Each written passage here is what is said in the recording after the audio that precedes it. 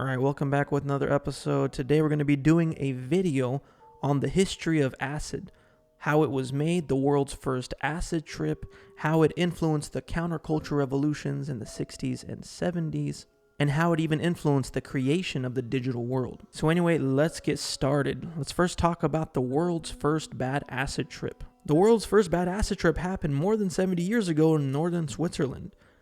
In 1938, chemist Albert Hofmann was working with alkaloids of agaricate, a rye fungus responsible for several epidemic-like poisoning events throughout European history. When he synthesized lysergic acid LSD-25, Hofmann was trying to create new obstetric medicines, and his LSD-25 seemed to have little scientific use.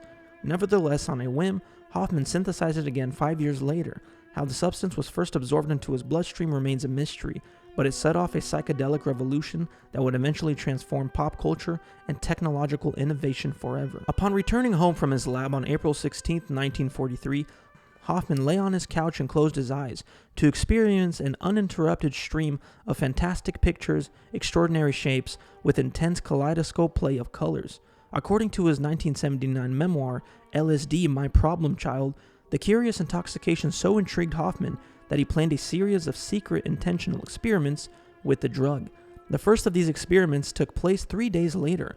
Hofmann was riding a bicycle home from his laboratory, accompanied by his assistant, when he began to feel the hallucinatory effects. Returning home, Hofmann requested milk from his neighbor, who in his state appeared to him a malevolent, insidious witch with a colored mask.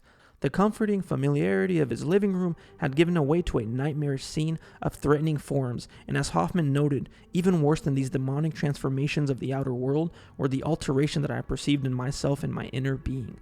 So yes, the first acid trip was on a bicycle ride home, where he accidentally absorbed it, probably through his skin when he was experimenting with the acid. And he documents all of this down in his book, LSD, My Problem Child. And he states that when he got home, he laid on his couch, closed his eyes, and he felt like it was almost like sleep paralysis, like something was holding him down, and the outer world became very demonic. It was almost as if a veil's been lifted and he was able to see all this. So accidentally taking that acid opened him up to the spiritual realm. So yes, this was the start of the 60s and 70s counterculture drug revolution. Now let me introduce to you a man who was known as the psychedelic prophet, Timothy Leary, who led the counterculture revolutions. Timothy Francis Leary, born 1920, Springfield, Massachusetts, was an American psychologist and author who was a leading advocate for the use of LSD and other psychoactive drugs. Leary, the son of a U.S. Army officer, was raised in a Catholic household and attended the College of the Holy Cross, the U.S. Military Academy at West Point, and the University of Alabama. In 1950s, he received a doctorate in psychology from the University of California, Berkeley, where he was an assistant professor until 1955. During the 1950s, Leary developed a model for interactions between the psychotherapist and the patient, prompted new techniques of group therapy, and published a system for classifying interpersonal behavior. He acquired a reputation as a promising young scholar who was appointed to the position of lecturer at Harvard University in 1959. So yes, he used to be a Harvard University professor. At Harvard, Leary began experimenting with Psilocybin, a synthesized form of the hallucinogenic agent found in certain mushrooms. He concluded that the psychedelic drug could be effective in transforming personality and expanding human consciousness. Along with psychologist Richard Alpert, later Ram Dass, he formed the Harvard Psilocybin Project and began administering psilocybin to graduate students. He also shared the drug with several prominent artists, writers, and musicians like the Beatles.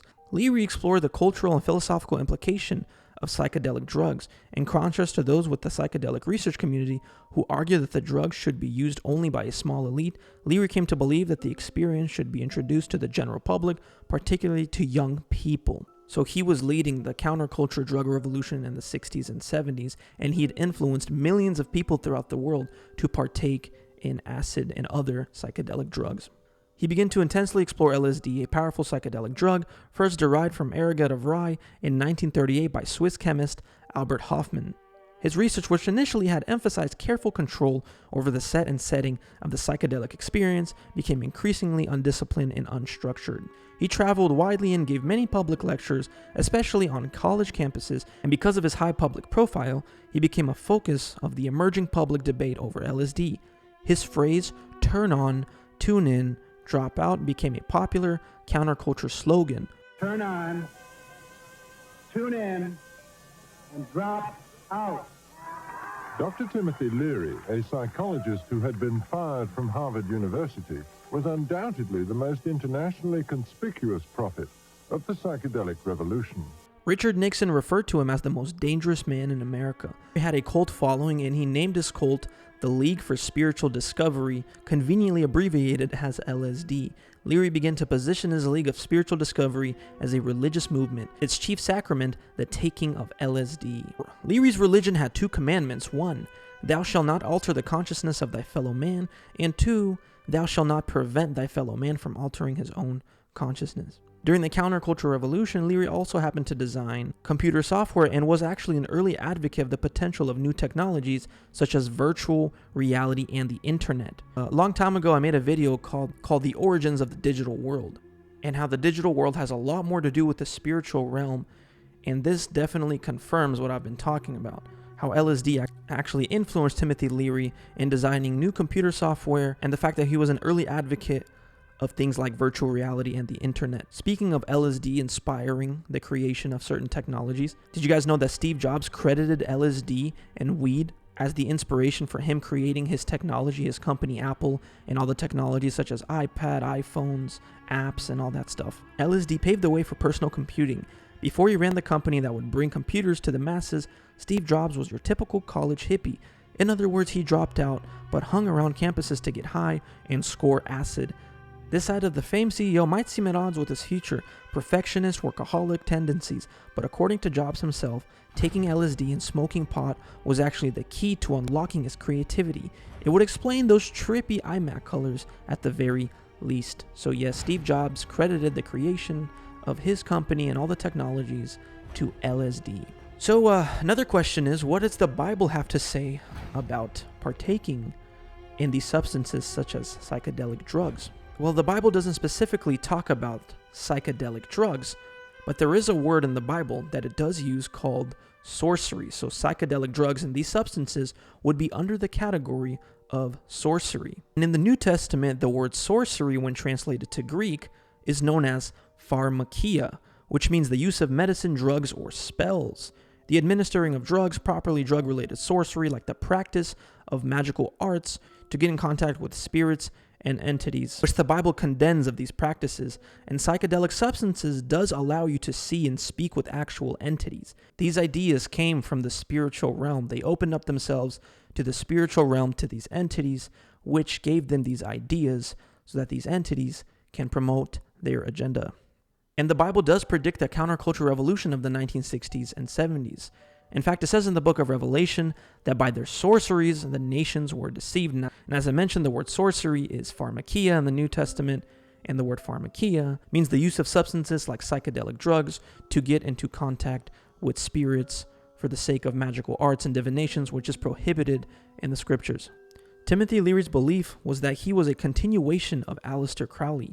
In 1972, Dr. Timothy Leary picked up a pack of Aleister Crowley designed tarot cards and asked them the question, "Who am I and what is my destiny?" He then cut the pack and found the Ace of Discs, the card that Crowley believed represented himself. It featured the Greek words Megatherion, or the Great Beast, which was the name Crowley had adopted for himself. This convinced Leary of something that had recently come to suspect, that he was a continuation of Aleister Crowley, and his role in life was to continue Crowley's great work, that of bringing about a fundamental shift in human consciousness. Well, I've been an admirer of Aleister Crowley. I think that I'm carrying on much of the work that he started over 100 years ago, and I think the 60s themselves. You know, Crowley said, "Do what thou wilt, shall be the whole of the law." Do what thou wilt shall be the whole of the law. Under love. It was a very powerful statement. I'm sorry he isn't around now to appreciate the glory. So yes, Timothy Leary was inspired by Aleister Crowley and believed that he was continuing his work, and he even stated that it's such a shame that he's not alive to see the work that Aleister Crowley had done.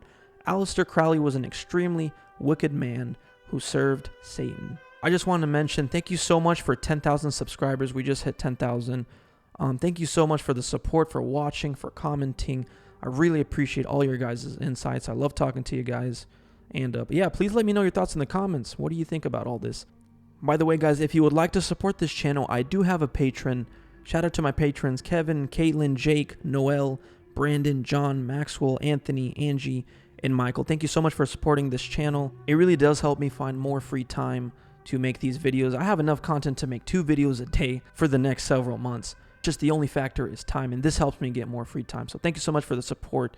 And yeah, let me know all your thoughts in the comments, and we're out.